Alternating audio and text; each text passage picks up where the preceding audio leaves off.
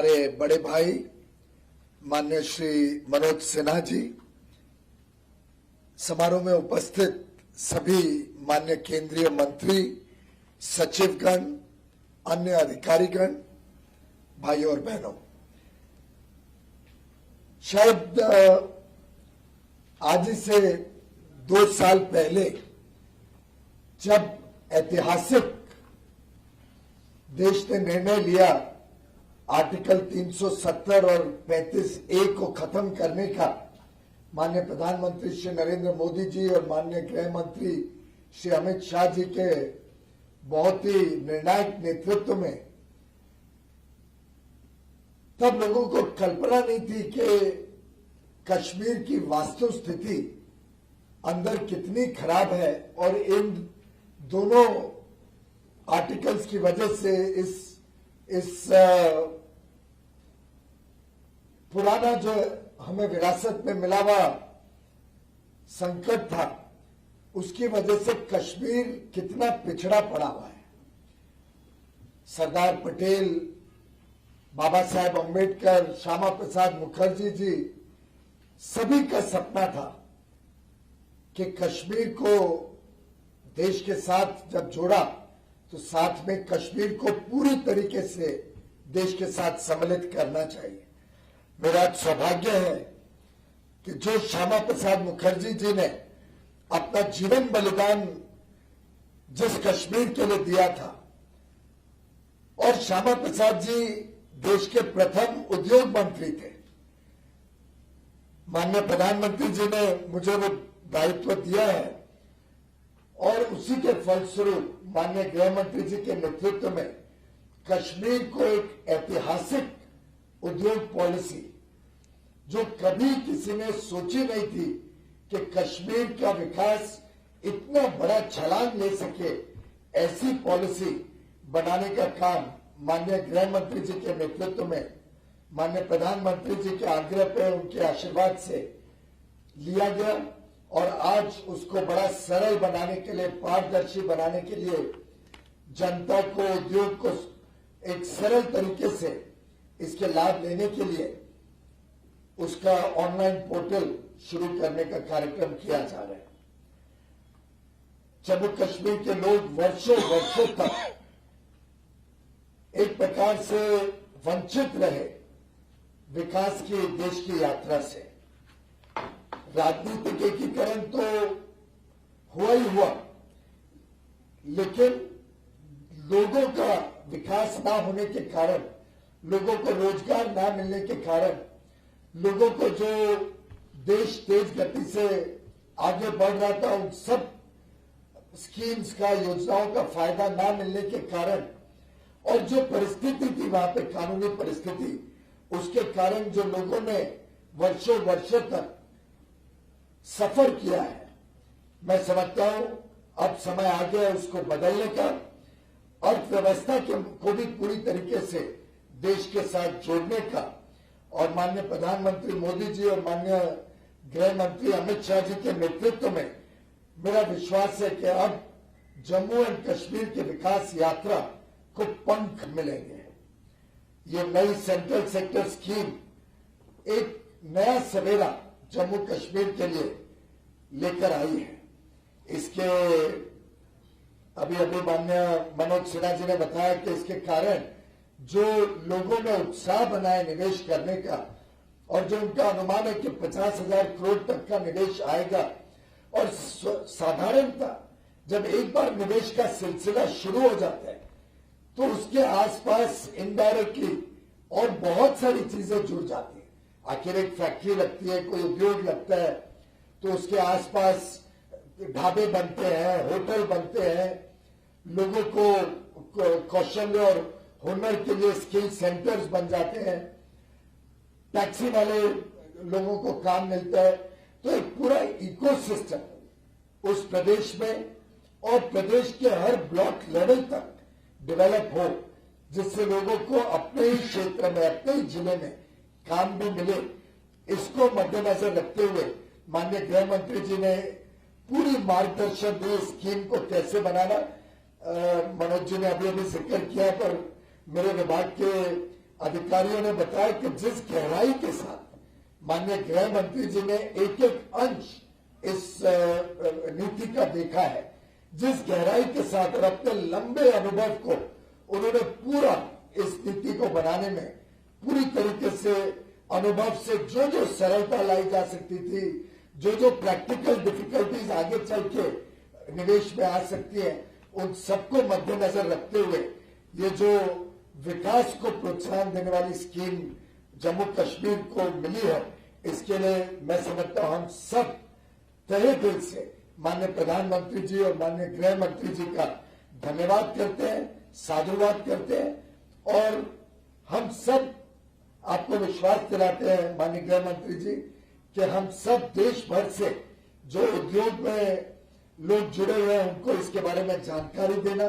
उनको स्कीम के साथ जोड़ना, विदेश और अंतर्राष्ट्रीय स्तर से भी यहाँ पे निवेश आए, उसके लिए हम सब मिलकर काम करेंगे। नया निवेश आएगा जम्मू कश्मीर में, नए रोजगार के अवसर आएंगे, हुनर आएगा, कौशल आएगा और ये जो 28,000 करोड़ रुपए इस स्कीम के तहत केंद्र सरकार जम्मू कश्मीर में देगी, मुझे लगता है ये 28,000 करोड़ रुपए एक प्रकार से पूरे जम्मू कश्मीर के भविष्य को बदलने वाली योजना आपने मंजूरी दी है और इस योजना से जम्मू कश्मीर का पूरा कायाकल्प होने जा रहा है। अलग अलग चीजें और आपने स्कीम बनाते हुए मुझे ध्यान है, आपने मुझे भी गाइड किया था कि शुरुआत में कैपिटल सब्सिडी देने से काम नहीं पूरा होता है, आपने उसको ब्याज में भी सब्सिडी देनी चाहिए जिससे उसका कॉस्ट ऑफ ऑपरेशन लगातार उसको कुछ ना कुछ लाभ मिलते रहे।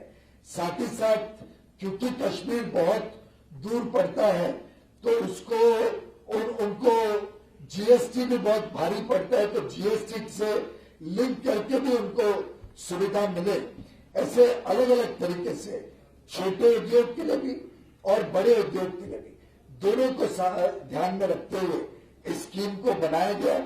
ये औद्योगिक विकास को ब्लॉक लेवल तक लेकर जाएगी जम्मू कश्मीर में और लाखों लोगों को इसमें काम के अवसर तो मिलेंगे पर अन्य अन्य क्षेत्रों में भी बड़ा विकास होगा, चाहे वो कृषि का क्षेत्र हो, चाहे पशुपालन हो, चाहे मत्स्य का क्षेत्र हो, हैंडीक्राफ्ट टेक्सटाइल्स का क्षेत्र हो, अलग अलग जो वस्तु वहां से देश में और विदेश में जा सकते हैं उसको बल मिलेगा। और ये जो पोर्टल है ये स्कीम को बड़ा इफेक्टिव तरीके से, बड़े अच्छी तरीके से, पारदर्शी तरीके से लोगों को इस स्कीम के साथ जुड़ने को मददगार साबित होगा। पूरा प्रोसेस, चाहे वो रजिस्ट्रेशन हो, क्लेम देने की बात हो, क्लेम्स प्रोसेस करने की बात हो, सब इस पोर्टल के माध्यम से होगा। एक प्रकार से किसी को कश्मीर में धक्के नहीं खाने पड़े, फेसलेस सभी कुछ प्रोसेस किया जाएगा। एसएमएस और ईमेल के माध्यम से अलर्ट पहुंच जाएंगे और समयबद्ध तरीके से निर्णय लेके उनको सूचित किया जाएगा। इसी के साथ साथ डिजी लॉकर की सुविधा भी इसमें जोड़ी जाएगी जिससे बार बार एक ही डॉक्यूमेंट कोई भी उद्योग लगाने वाले व्यक्ति या कंपनी को बार बार नहीं देना पड़ेगा। एक बार एक डॉक्यूमेंट दे दिया तो फिर वो डिजी लॉकर में लॉक हो गया और जब भी जरूरत पड़े तो अधिकारी उसको रेफर कर सकते हैं। तो एक प्रकार से काम करना बड़ा सरल हो जाएगा। ईज ऑफ डूइंग बिजनेस को वास्तविक जमीन पर उतारने का काम आपके मार्गदर्शन से आज जम्मू कश्मीर में किया जा रहा है। ये जम्मू कश्मीर को आत्मनिर्भर बनाएगा, जम्मू कश्मीर को सशक्त बनाएगा, विकसित बनाएगा और हम सबका विश्वास है कि जिस प्रकार से आज हैंडलूम से लेकर हैंडीक्राफ्ट या शॉल से लेकर सिल्क की साड़ियां आज पूरे विश्व में जाती है, जो प्रधानमंत्री जी ने हम सबको आदेश दिया है अब हमें लोकल को ग्लोबल बनाना है, उसके लिए ये नई स्कीम बहुत ही अच्छी साबित होगी। अभी अभी कल या परसों पेपर में मैं पढ़ रहा था, पुलवामा जैसे दूर दराजे के क्षेत्र में पेंसिल जो बनती है वो एक विशेष पेड़ है वहां, शायद पॉपुलर या कोई पेड़ में के लकड़ी से एक पेंसिल बनती है जो आज पूरे विश्व में प्रसिद्ध हो गई है। तो ये सदियों दर्शाता है कितनी संभावनाएं हैं कश्मीर में। और मुझे अभी भी याद है, हम बचपन में कश्मीर के सेब कितना एंजॉय करते थे, कितना वेट करते थे कि कश्मीर से सेब आएंगे। तो मुझे लगता है इन सब पुरानी बातों को अब ये नई स्कीम और बल देगी। जिस प्रकार से केसर कश्मीर की शान है, मैं समझता हूं केसर एक प्रकार से शौर्य का भी प्रतीक है, केसर शक्ति का भी प्रतीक है, बलिदान का भी प्रतीक है। और अभी वही केसरिया रंग इस नई स्कीम को पूरे देश तक में पहुंचाएगा। कश्मीर के सैफरन के साथ साथ कश्मीर का विकास, कश्मीर का उद्योग भी पूरे देश और विश्व को अब पहुंचकर कश्मीर में चार चांद लगाएगा कश्मीर के औद्योगिक विकास के लिए। औद्योगिक विकास के साथ साथ पर्यटन भी स्वाभाविक रूप से बढ़ेगा। तो एक तरीके से बहुत व्यापक सुधार कश्मीर की अर्थव्यवस्था में और लोगों के जीवन में आने जा रहे हैं। आप सभी को बहुत बहुत मुबारकबाद आज के शुभ अवसर पर। और पुनः एक बार माननीय प्रधानमंत्री जी और माननीय गृह मंत्री श्री अमित शाह जी का बहुत बहुत धन्यवाद इस नई योजना के लिए। धन्यवाद माननीय महोदय। अब मैं माननीय गृह मंत्री जी की अनुमति के साथ केंद्रीय क्षेत्र योजना के से संबंधित एक फिल्म प्रस्तुति की अनुमति चाहता हूँ। 4:30।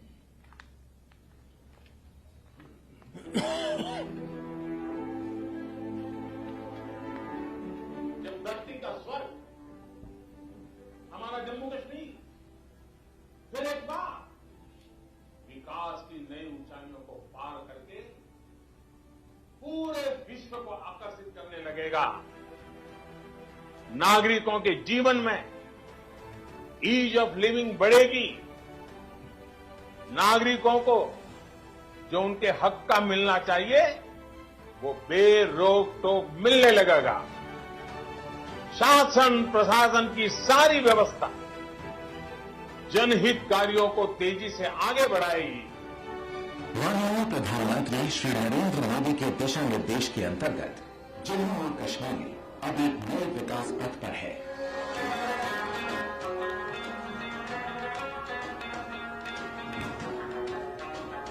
क्षेत्र में आर्थिक संपन्नता की यात्रा को प्रोत्साहन देते हुए भारत सरकार ने केंद्रीय क्षेत्र नई योजना 2021 को अधिसूचित किया। ये जम्मू और कश्मीर के लिए अब तक की सबसे बड़ी योजना है, जिसकी कुल परिव्यय 28,400 करोड़ की है और इसका लक्ष्य उद्योग और सेवा आधारित विकास को प्रोत्साहित करने के लिए औद्योगिक परिदृश्य में बदलाव करना है। अनेक प्रोत्साहनों के साथ ही ये योजना इस क्षेत्र में रोजगार सृजन, कौशल विकास और निवेश प्रोत्साहन पर जोर देती है और इसके साथ ही ये विभिन्न क्षेत्रों में लगभग 80,000 लोगों के लिए प्रत्यक्ष रोजगार के अवसरों का सृजन करती है। नए निवेश को प्रोत्साहित करते हुए ये योजना मौजूदा उद्योगों का विकास करेगी और साथ ही इसे एमएसएमई और विशाल इकाइयों को लाभ पहुंचाने के लिए बनाया गया है। केंद्रीय क्षेत्र की नई योजना 4 प्रमुख श्रेणियों के अंतर्गत प्रोत्साहन प्रदान करती है।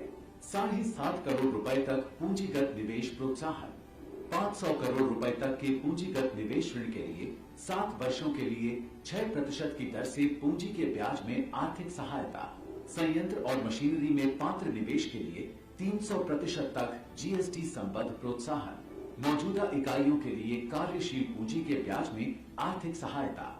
I am Namrata Modi, Executive Director of Previous Tempro Limited. We manufacture dental materials and we sell our products in the whole India as well as export to more than 80 countries. Recently, government has announced new incentives, and based on these incentives, we are going ahead with expansion and diversification with an investment of more than 25 CR. हर श्रेणी के प्रोत्साहन पर विवरण नए आरंभ किए गए JKNIS portal पर उपलब्ध है, जो डिजिटल इंडिया के लक्ष्य को प्राप्त करने के लिए एक और कदम है। प्रोत्साहनों के साथ योजना से संबंधित सभी प्रासंगिक सूचनाएं जैसे पात्रता, अवधि और पंजीकरण एवं आवेदन प्रपत्रों के विवरण पोर्टल पर उपलब्ध है।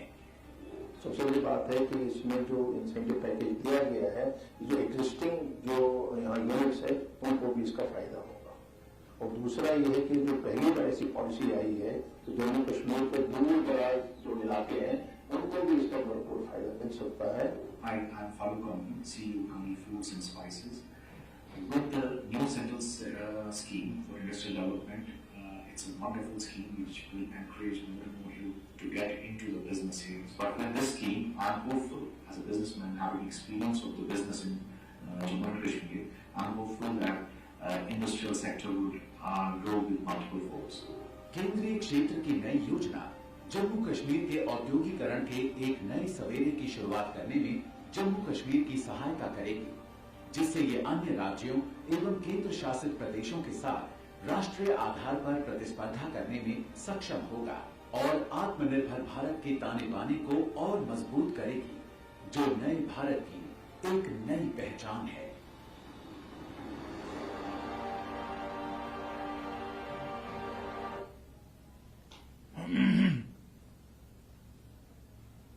माननीय गृह मंत्री महोदय से मैं निवेदन करूंगा कि पास में पड़े रिमोट बटन को दबाकर और इस स्कीम का लॉन्च करें।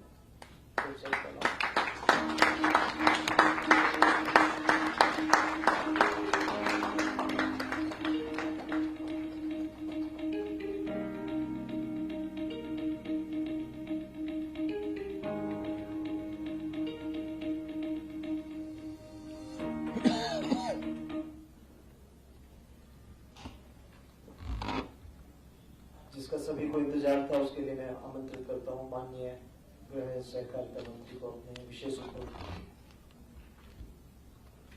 आज के कार्यक्रम में मेरे साथ उपस्थित मोदी जी की मंत्रिपरिषद में मेरे साथी श्रीमान पीयूष गोयल जी, जिनके नेतृत्व में जम्मू कश्मीर एक अलग रास्ते पर, अब विकास के रास्ते पर चल पड़ा है। शांति और समृद्धि के युग का नई शुरुआत जिनके नेतृत्व में हुई है, ऐसे हमारे लेफ्टिनेंट गवर्नर मनोज सिन्हा जी, जम्मू कश्मीर के ही नेता और मंत्रिपरिषद में मेरे साथी डॉक्टर जितेंद्र सिंह जी, गृह राज्य मंत्री श्रीमान नित्यानंद राय जी, सोम प्रकाश जी, अनुप्रिया बहन, गृह सचिव जी, डीपीआईआईटी के सचिव महोदय, मुख्य सचिव जम्मू कश्मीर और उपस्थित सभी अधिकारीगण और अलग अलग जगह से इस कार्यक्रम में जुड़े हुए सभी व्यापारी संगठनों के उपस्थित भाइयों बहनों का मैं हृदय से स्वागत करता हूं। आज मेरे लिए बहुत हर्ष का विषय है कि जिसको प्रधानमंत्री जी ने पार्लियामेंट के फ्लोर पर और देश को जब उन्होंने जम्मू कश्मीर में एक ऐतिहासिक परिवर्तन के बाद संबोधित किया, तब एक वादा किया था कि धारा 370 और 35 से जाने के बाद जम्मू कश्मीर के अंदर रोजगारी और खुशहाली की एक नई शुरुआत होगी। ये नई जो औद्योगिक नीति, केंद्रीय क्षेत्र योजना, जिसका आज इंटरेक्टिव पोर्टल लॉन्च होने जा रहा है, मुझे पूरा भरोसा है कि अभी बताते थे कि ये 24,000 करोड़ की लाभ इसे उद्योग जगत को मिलेंगे, मगर मैं स्पष्टता करता हूं ये अनुमानित लाभ है। पीयूष भाई के सारे अनुमान गलत पड़ने वाले हैं। ये बहुत आगे तक जाएगा क्योंकि इन्वेस्टमेंट बढ़ने वाला है। इसको जिस प्रकार से बनाया गया है, विशेषकर उद्योग विभाग के सभी अधिकारी और सभी नीति निर्धारक लोगों ने इसकी बहुत बारीकी से छोटी छोटी चीजों को चर्चा कर आगे बढ़ाया है। देश भर की औद्योगिक नीतियों को एक कंपैरेटिव एनालिसिस कर और वहां के पोर्टल पर जो कंप्लेंट्स थे, जो इसके कंप्लेंट्स का स्टडी कर जितनी भी क्षति थी, वो सारी क्षतियों को पहले से ही दूर कर ये औद्योगिक नीति को बनाया गया है। और मैं मानता हूं कि नरेंद्र मोदी जी ने जम्मू कश्मीर की जनता को जो वादा किया था वो वादा पूरा करने के लिए आज एक बहुत बड़ा मील का पत्थर हम आगे बढ़ा रहे हैं। भारत के अंदर औद्योगिक विकास के लिए एक अच्छे वातावरण की निर्मित और दुनिया के साथ स्पर्धा करने वाली पॉलिसी, ये मोदी जी की सरकार बनी तब से भारत के लोगों के लिए कोई नई बात नहीं है, परंतु इसका फायदा जम्मू कश्मीर तक नहीं पहुंचता था। जम्मू कश्मीर के युवाओं को आज भी रोजगारी के लिए सरकारी उपक्रमों पर आधारित रहना पड़ता था, क्योंकि वहां पर कोई न कोई कारणों से इंडस्ट्री ज्यादा नहीं लगी थी। सबसे बड़ी इसमें अगर कोई हर्डल था तो धारा 370 और 35A था। 5 अगस्त को मोदी जी के नेतृत्व में धारा 370 और 35A को निरस्त करने के बाद एक खुला वातावरण हुआ और इसके कारण रोजगारी की ढेर सारी अपॉर्चुनिटीज जम्मू कश्मीर के लिए निर्मित हुई और देश भर के इंडस्ट्रियलिस्ट भी चाहते हैं कि जम्मू कश्मीर का विकास हो। जम्मू कश्मीर के अंदर इन्वेस्ट कर वो अपना तो फायदा करेंगे ही, परंतु जम्मू कश्मीर के विकास के अंदर योगदान भी देना चाहते हैं और वो सबके लिए एक ऐसी नीति चाहिए थी जो उनको स्पर्धा के अंदर टिकाए रखे। हम सब जानते हैं कि दूर दराज क्षेत्र है, ट्रांसपोर्टेशन की कॉस्ट बढ़ती है, नई एक वातावरण के अंदर काम करना है। अब इस सब का रिस्क फैक्टर कोई भी व्यापारी, कोई भी इंडस्ट्रियलिस्ट गिनेगा, वो बहुत स्वाभाविक है, मगर इस इंडस्ट्रियल पॉलिसी ने सभी चीजों का निराकरण एक साथ दे दिया है। जीएसटी में 300% तक का रिफंड, प्लांट एंड मशीनरी के इन्वेस्टमेंट का 300% रिफंड और 10 साल की अवधि तक। मैं मानता हूं देश में सबसे आकर्षक औद्योगिक पॉलिसी कहीं पर है तो यहीं पर है। प्लांट एंड मशीनरी के लिए पूंजीगत ब्याज के लिए भी सहायता का प्रावधान अंदर किया है, वर्किंग कैपिटल के लिए भी सहायता का प्रावधान किया है और कैपिटल इन्वेस्टमेंट पर सब्सिडी का भी प्रोविजन अलग अलग क्षेत्र से 7.5 करोड़ 5 करोड़ से लेकर 15 करोड़ तक के अलग अलग प्रोविजन किए हैं। ये सबको देखा जाए तो चाहे ट्रांसपोर्टेशन कॉस्ट हो, चाहे एक नए परिवेश में काम करने का कोई हिडन कॉस्ट भी सामने आता है, तो इस सबको कराकर भी इंडस्ट्री के लिए ये बहुत फायदे वाली पॉलिसी बनने वाली है। मित्रों, मैं मानता हूं कई जम्मू कश्मीर में आज उद्योग चला रहे हैं वो लोग मुझे मिले, उन्होंने कहा कि भाई हमारे लिए क्या, उनके लिए भी इसके अंदर बहुत सारे प्रोविजंस किए हैं। ब्याज की सब्सिडी है, उनको रिवाइव करने का पैकेज भी है, परंतु एक एटमॉस्फेयर जो बनेगा, एक वातावरण जो बनेगा, इससे बहुत सारी एंसिलरी इंडस्ट्री भी आएगी और उनकी इंडस्ट्री को भी एंसिलरी इंडस्ट्री में कन्वर्ट करने का बहुत बड़ा मौका उनको मिलने वाला है। तो एग्जिस्टिंग जो इंडस्ट्रीज हैं उनके लिए भी ढेर सारे इसके अंदर प्रावधान ऐसे हैं जिसका फायदा वो उठा सकते हैं और मुझे पूरा भरोसा है, जैसे एलजी हमारे मनोज सिन्हा जी ने कहा, लाखों लोगों को, लाखों युवाओं को इससे रोजगारी मिलना सुनिश्चित है। और जम्मू कश्मीर के अंदर टूरिज्म से जुड़ी हुई सारी इंडस्ट्री, अब आईटी भी हो सकती है, शिक्षा के लिए बहुत आकर्षक जगह बन सकती है, ढेर सारी ऐसी संभावनाएं पड़ी है जिससे मैं मानता हूं कि ये पॉलिसी जिसको आगे बढ़ाई, स्कीम के कार्यान्वयन के लिए जो ऑनलाइन पोर्टल बना है वो इंटरेक्टिव है। इससे आपको व्यक्ति की जगह सीधा डॉक्यूमेंट और बाकी सारी आपकी चीजें आप पोर्टल पर ही डाल सकते हो और तुरंत ही इसको रिस्पॉन्ड भी जम्मू कश्मीर प्रशासन करेगा, क्योंकि वहां पर मनोज सिन्हा जी के नेतृत्व में ढेर सारे परिवर्तन किए गए, ढेर सारी सुविधाएं अब सिंगल विंडो कर दी गई है, ढेर सारी व्यवस्थाओं को चैनलाइज किया गया है और खुद मनोज सिन्हा जी इसको हर 15 दिन में एक बार मॉनिटर भी करते हैं। तो इसका एक बहुत बड़ा फायदा आने वालों दिनों में मिलने वाला है। जम्मू कश्मीर के समग्रता से जो विकास हुआ है इसके लिए भी मैं आप सबको बात करना चाहता हूं, क्योंकि कोई भी उद्योग वहां पर जाकर अकेला अपने आप को सस्टेन नहीं करता। इको इफेक्ट, एक इको इफेक्ट अगर इसकी मदद नहीं करती है, विकास का एक वातावरण तैयार करने का काम ऑलरेडी 1919 से लेकर आज तक हो चुका है। लगभग मैं आपको बताना चाहता हूं कि जम्मू कश्मीर के अंदर मोदी जी ने जो 80,000 करोड़ रुपए का एक पैकेज दिया था, इसमें 54 में से 17 योजनाएं 100% पूरी हो चुकी हैं। लगभग 58,627 करोड़ रुपए की 54 परियोजनाएं जिसका काम चालू हो चुका है और 96% धनराशि यहां से भारत सरकार ने डिस्बर्स कर दी है। आपको आश्चर्य होगा, जम्मू कश्मीर जैसे छोटे से सूबे के अंदर 7 नए मेडिकल कॉलेज स्वीकृत किए गए, पहले 3 ही थे।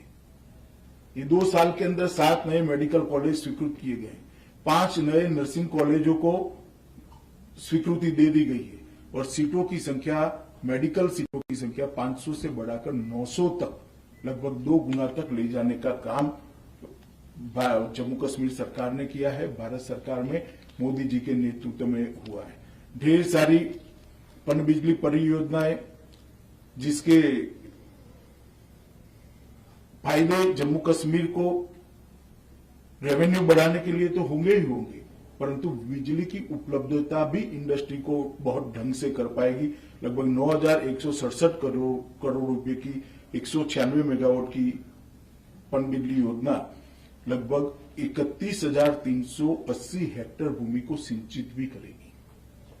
अब ये जो कृषि का विकास होगा वो उसकी परचेज कैपेसिटी को बढ़ाएगा, वहां के अर्थतंत्र में जान डालेगा, जो उद्योग के लिए बहुत बड़ी जरूरी चीज है। किश्तवाड़ जिले में 1,000 मेगावाट की पाकल दुल परियोजना, जम्मू और कश्मीर में लगभग 120 करोड़ रुपए की पनबिजली परियोजना है। इसको भी दिसंबर 2024 तक हमने पूरा करने का लक्ष्य रखा है और इसमें 3330 मिलियन यूनिट वार्षिक उत्पादन होने की संभावना है। लगभग 4,287 करोड़ रुपए की लागत से सितंबर 24 तक पूरी होने वाली 624 मेगावाट की क्षमता की QHI परियोजना भी निर्माणाधीन है और ये समयबद्ध तरीके से पूरी होगी, इसका मुझे विश्वास है। One nation one ration card Jammu Kashmir ने रोल आउट कर दिया है। डल झील के कायाकल्प और सौंदर्यीकरण का भी बहुत बड़ा काम हाथ में लिया गया है और कुछ योजनाएं ऐसी है जो भारत सरकार की जिसमें 100% अचीवमेंट लिया है, जैसे उज्ज्वला योजना, बेनिफिट ट्रांसफर योजना, खाद्य ग्रेडिंग सब्सिडी योजना, 100%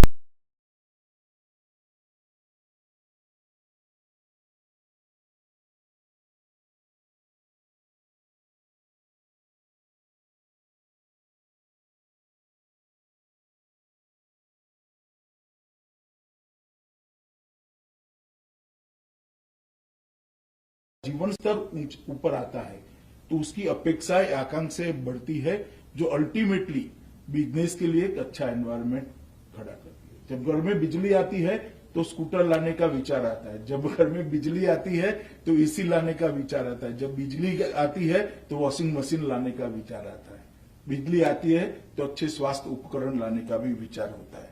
और मैं ये भी बताना चाहता हूं आपको कि प्रधानमंत्री जी ने एक बहुत महत्वाकांक्षी योजना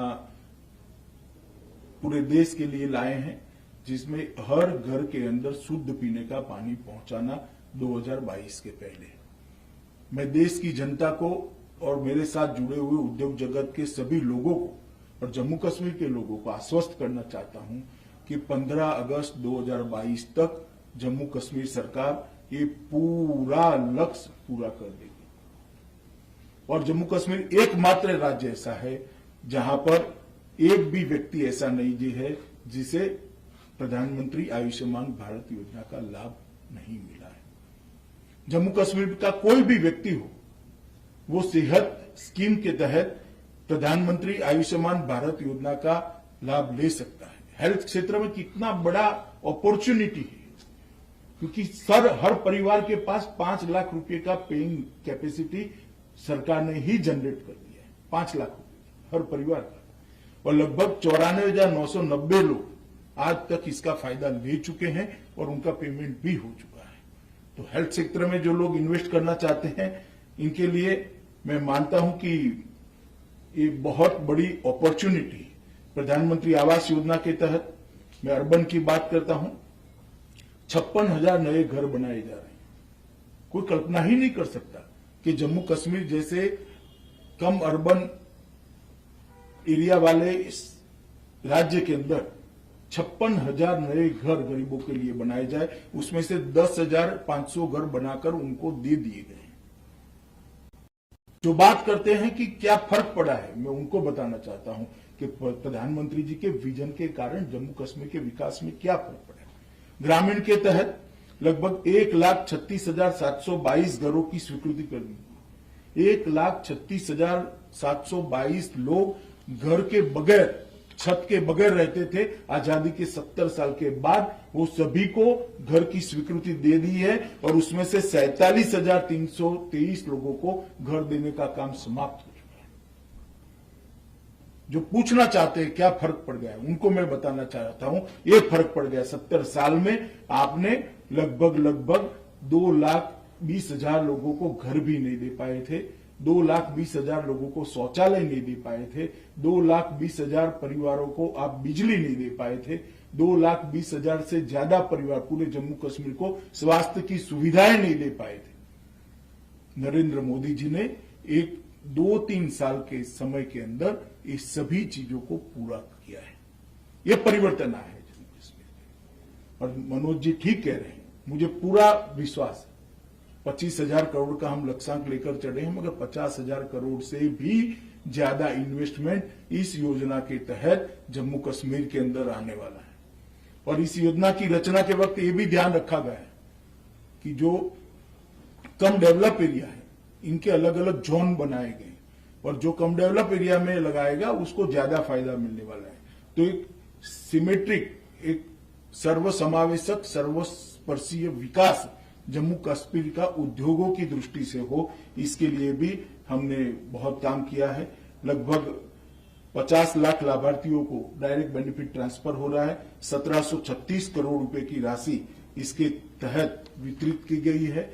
जम्मू कश्मीर में अब सेंट्रल कैडर भी है, जिससे भरोसा भी हो सकता है कि भाई ये लंबे समय तक होगा। इसके निपटारे के लिए कैट की व्यवस्था भी कर दी गई है और हिंदी और अंग्रेजी दोनों को, उर्दू और डोगरी के साथ साथ आधिकारिक भाषा का भी स्टेटस दे दिया गया है। तो पूरा कॉरेस्पॉन्डेंस भी अंग्रेजी और हिंदी में वहां पर अब हो सकता है। और यूटी कैडर में विलय से ढेर सारी अवेलेबिलिटी मैन पावर की हमें हुई है।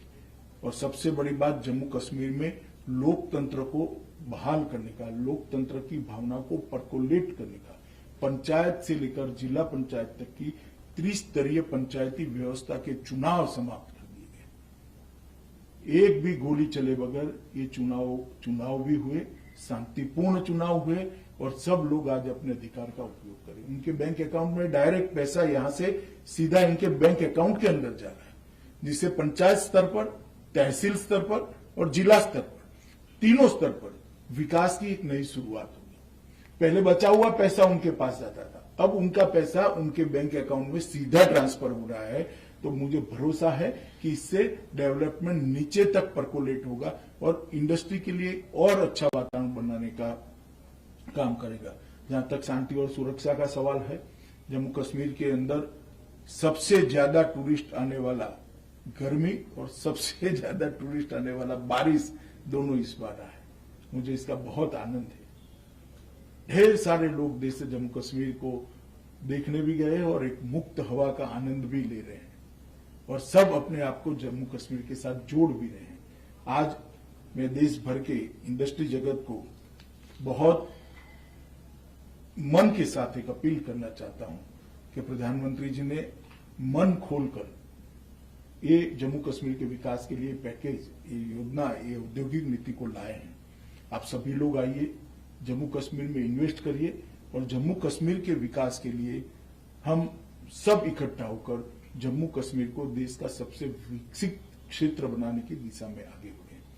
जम्मू कश्मीर के विकास की जिम्मेदारी सिर्फ जम्मू कश्मीर के लोगों की नहीं है, जम्मू कश्मीर हमारे ही देश का एक हिस्सा है, इसलिए इसके विकास की जिम्मेदारी हमारी भी है। हम सब ने एक साझा प्रयास करना पड़ेगा, और जब तक आप वहां जाकर युवाओं को प्रतीत नहीं कराओगे कि भारत के बाकी हिस्से से आकर लोग यहाँ इन्वेस्ट कर रहे हैं, आपकी रोजगारी के लिए काम कर रहे हैं, आपको अपॉर्चुनिटीज दे रहे हैं, तभी जाकर ये रिश्ता मन का रिश्ता बनेगा और आगे जाकर जम्मू कश्मीर और विकास की दृष्टि से सबसे विकसित क्षेत्र बनेगा। मैं अंत में एक बात निश्चित रूप से कहना चाहता हूं, मनोज सिन्हा जी के नेतृत्व में वहां के प्रशासन ने बहुत अच्छा काम किया है। हर क्षेत्र में मैं करीब करीब हर 2 महीना, कभी कभी तो महीने में एक बार इनके साथ इंटरेक्शन करता हूं, परंतु हर चीज को बहुत अच्छे तरीके से इम्प्लीमेंट करने का काम मनोज जी के नेतृत्व में जम्मू कश्मीर प्रशासन ने किया। विशेषकर मनोज जी ने संवाद जो प्रस्तापित किया है जम्मू कश्मीर की जनता के साथ, उसने जम्मू कश्मीर की जनता का विश्वास बढ़ाया है कि भारत सरकार और पूरा भारत जम्मू कश्मीर के विकास के लिए कटिबद्ध है। तो मैं हमारे एलजी श्रीमान मनोज सिन्हा जी और उनकी पूरी टीम को हृदय से बधाई और साधुवाद दोनों देना चाहता हूं। और मोदी जी ने एक बड़े मन से ये पैकेज को, ये इंडस्ट्रियल पॉलिसी को और ये पूरे जम्मू कश्मीर के विकास को शेप देने में बहुत मेहनत भी करी है। उनका सातत्यपूर्ण मॉनिटरिंग भी चालू है और उनका दिशा निर्देशन भी हमें रोज रोज प्राप्त हो रहा है। आज हम सब मिलकर एक संकल्प लेने का दिन है। ये जो पोर्टल आज लोगों के उपयोग के लिए लॉन्च हो रहा है, ये पोर्टल के माध्यम से जम्मू कश्मीर में इन्वेस्टमेंट के लिए, उद्योग के लिए एक नई सुबह हम देख पाएंगे और जम्मू कश्मीर के युवाओं के रोजगारी के लिए ढेर सारे अवसर हम उनको उपलब्ध कराएंगे। आज अनेक जगहों से इंडस्ट्री जगत से जुड़े हुए लोग यहाँ पर कार्यक्रम में ऑनलाइन उपस्थित हुए हैं।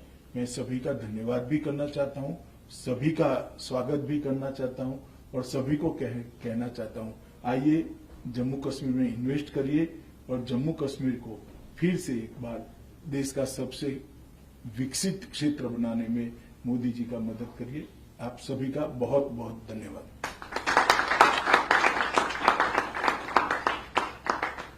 माननीय गृह मंत्री जी, आपके Subscribe to our channel by clicking the subscribe button. Click the bell button and enjoy the latest uploads from our channel.